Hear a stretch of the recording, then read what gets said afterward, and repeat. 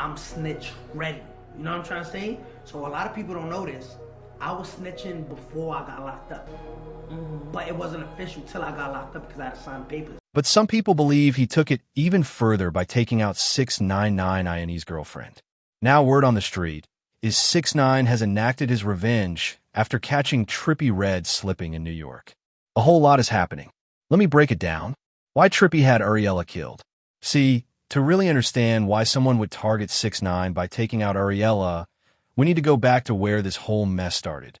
Back in the mid-20s, the SoundCloud rap scene was exploding and both 6ix9ine and Trippie were coming up at the same time. These two guys were basically cut from the same cloth. Colorful hair, face tattoos, that melodic trap sound that was taking over the internet. They were both signed to 10K projects, working together, and seemed like genuine friends who were helping each other blow up. Their collaboration on Polls 1469 in 2017 wasn't just a business move.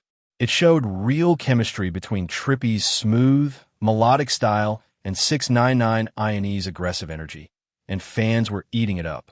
These guys were tight back then, sharing studio time, promoting each other's music, and acting like real day one friends who were going to make it out of the struggle together. But here's where things get really personal. And this is the key to understanding why their beef got so toxic that it might have led to murder years later. The whole thing started falling apart because of women, specifically because 6ix9ine couldn't keep his hands off Trippie's girlfriend. But the smoking gun that shows 6ix9ine INE's pattern of going after his enemies through their women is right there in the footage. There's that clip of 6ix9ine with Trippie Redd's ex-girlfriend, Alex. And he's obviously flaunting the relationship to hurt Trippie. This wasn't just about being with a girl he liked. This was psychological warfare designed to embarrass and emasculate Trippie in front of the whole hip-hop world. In the video, you can actually hear them talking trash about Trippie together. Now, during those 47 years that I would have been serving, I'm 24. I haven't even lived 47 years of my life. Right. Now, imagine you're Trippie Redd, and you see your former friend publicly disrespecting you by messing with your girl and then posting videos about it online. This kind of personal violation goes way beyond regular beef. It's the type of humiliation that eats at you every single day. In hip-hop culture, where respect and reputation are everything, this was basically 6ix9ine trying to destroy Trippie's manhood in front of millions of people. The thing about this kind of deep personal beef is that it doesn't just go away. When someone publicly humiliates you by going after your woman, that's the type of disrespect that demands payback. His own friends even bring up the incident with 6ix9ine and his girlfriend just to tease and set Trippie off sometimes. I bet 6ix9ine would have gave me applause, and in the street world that both these guys were connected to payback doesn't have an expiration date.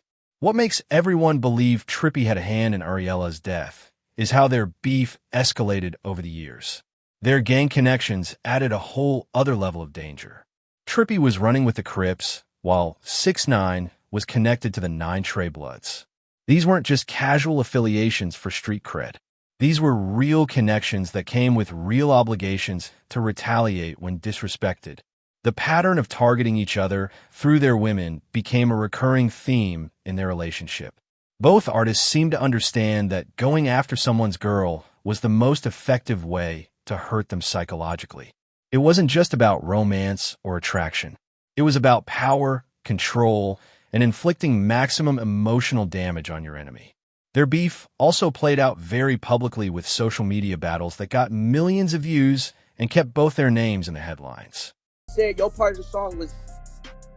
But that's your biggest song. That's your biggest song. That's your biggest song. That's your biggest song. It's not my biggest song. Yeah, it is. My biggest songs are Love Scars, Love, Dark. But while the public drama was good for their careers in some ways, it also meant that their personal hatred for each other was on display for everyone to see. The whole world knew these guys genuinely despised each other. By 2025, enough time had passed for him to plan something like this, but not enough time for the hatred to fade. Trippie had built his career and reputation, but the humiliation 6ix9ine put him through early on was still eating at him. Sometimes the desire for revenge gets stronger over time, not weaker. There's also the fact that Ariella had already been targeted once before because of her connection to 6ix9ine. Back in 2018, He was kidnapped by 9 Trey gang members who thought she was one of 6ix9ine INE's girlfriends. This showed that people knew she was connected to him and were willing to use her to get at him. The fact that she survived that first incident didn't make her safer. It probably made her more of a target because she had seen too much. When Uriella was found shot multiple times in her car on August 17, 2025, police confirmed it was a targeted killing, not a random crime. The professional nature of the hit suggested this was planned and executed by someone with resources and connections.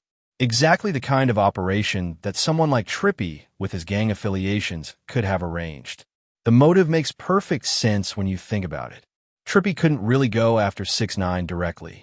The guy was probably under federal protection after his snitching, had security, and kept a low profile.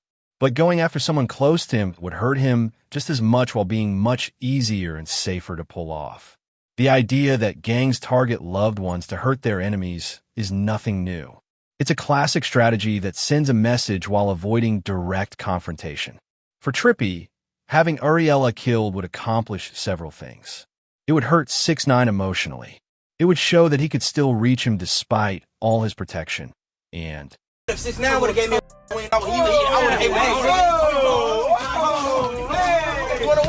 this wasn't just about infidelity or relationship drama.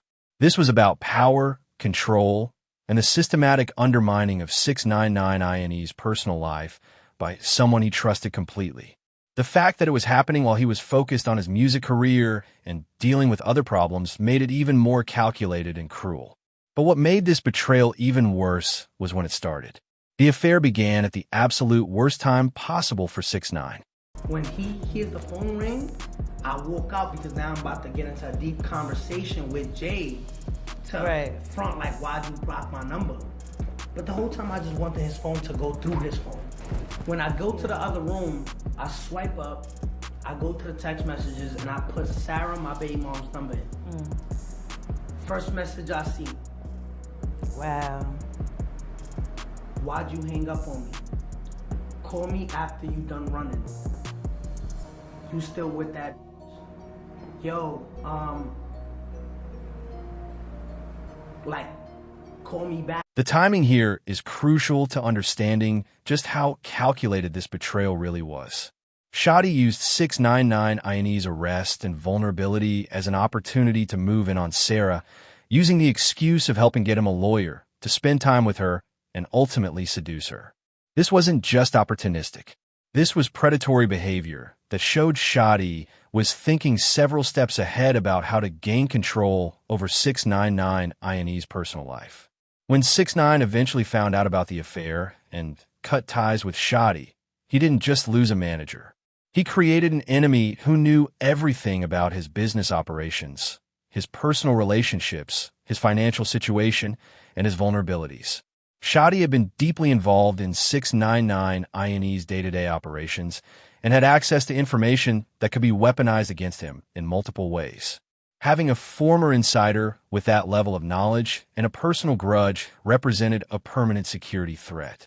But the betrayals in 6ix9ine INE's inner circle were happening at the same time that his relationship with the 9 Trey gangster bloods was also falling apart. The gang had initially welcomed him because his success was bringing serious money to their operations. But that same success was creating internal conflicts and power struggles.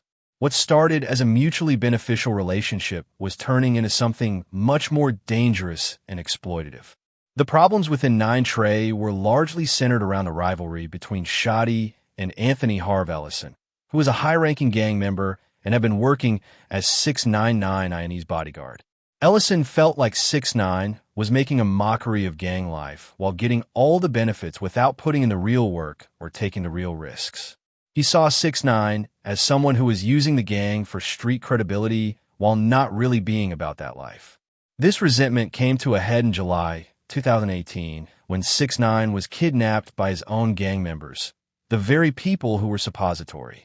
It's the U-turn, we get hit by a car from the back. Boom! I'm in the passenger seat, Jorge's driving. When I see a guy coming with a big gun, just like hoodied on, running towards my door, my heart dropped to my ass. The kidnapping was carried out by Ellison and another 9 Trey member, Algeria Nukemac, who forced 6ix9ine to renounce his gang affiliation on camera and robbed him for hundreds of thousands of dollars worth of jewelry. This wasn't just about money. This was about humiliation and showing 6ix9ine that no matter how famous or successful he became, he was still just another guy who could be violated whenever they felt like it. The kidnapping was a turning point that created multiple new enemies for 6ix9ine. Not only did he now have beef with Ellison and Mac personally, but his eventual testimony against them would send both men to prison for decades. This created ripple effects throughout their families, associates, and the broader 9 Trey organization, all of whom now had reasons to want revenge against 6ix9ine.